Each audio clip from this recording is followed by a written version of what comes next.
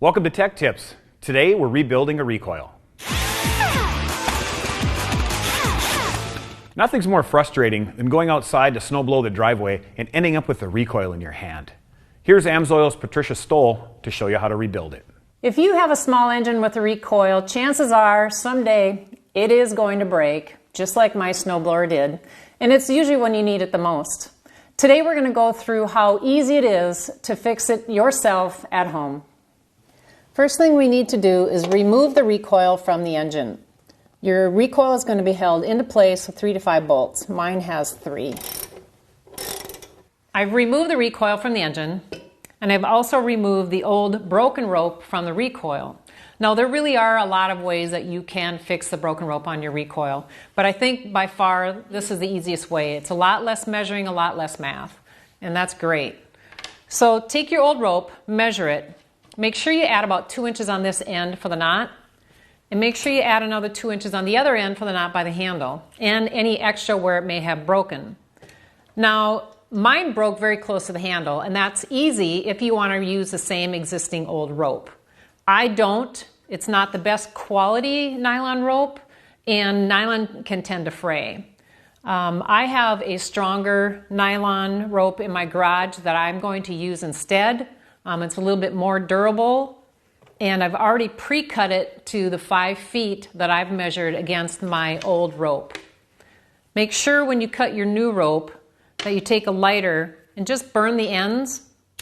That will help you seal up all those fibers, so when you insert it into the holes, it will feed a lot easier. And the first thing you want to do is take the old rope out of the handle and feed your rope in to the handle and make a simple knot. You want to make sure it's a nice tight knot.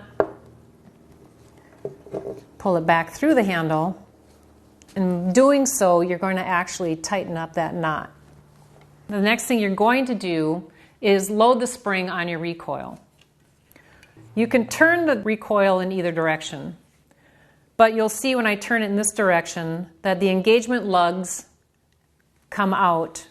And the engagement lugs are actually what connect the recoil to the engine. So you know that this is a good indication you're turning it in the right direction. Now make sure you're putting enough pressure on that wheel because it can fly back and you might end up with a bloody knuckle. So we're just going to keep winding it, keeping pressure on that wheel. Don't forget to do that. So now that I've got full tension on my spring, I'm going to locate the hole on the pulley, which is right there, and I need to line that up with the outside hole. So I'm going to slowly rewind, being careful not to let it go because I don't want any bloody knuckles. And there you have it. My 2 holes are lined up. Now you want to take your new cord, feed it through the hole, pull it through about 1 foot. Make sure your rope isn't tangled at all. And then slowly release the pressure on your recoil and let the recoil do the work for you. And there you have it. So now your handle is sitting in the recoil. You want to tie a knot on this end. Grab the handle, start pulling it through, and you'll see my arms aren't long enough, but as you pull it through, it naturally locks it in place for you. Now slowly let the cord back in, let it wind up, and there you have it. So you've just fixed your recoil. Let's say you get to this point and your rope is actually too long and you realize that, I forgot to actually measure the rope first. You don't have to go back, do everything over. There's an actual easy fix for this. So take a pen or a marker and you want to make a mark right here where the rope and the recoil meet. That's where your handle should be sitting. Pull your cord out, making sure to keep tension on that recoil. Make a loose knot near the recoil. And what that does is it allows you to have some room to make the new knot where it should be. Find that mark. Make sure you add about an inch or 2 for the new knot. make another new knot where it should be. Pull it back into your handle. Again, it's going to make a nice tight fit.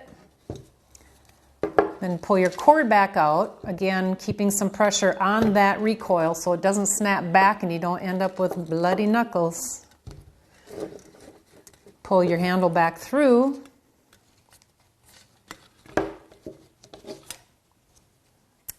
And voila, you just fixed a cord that was too long.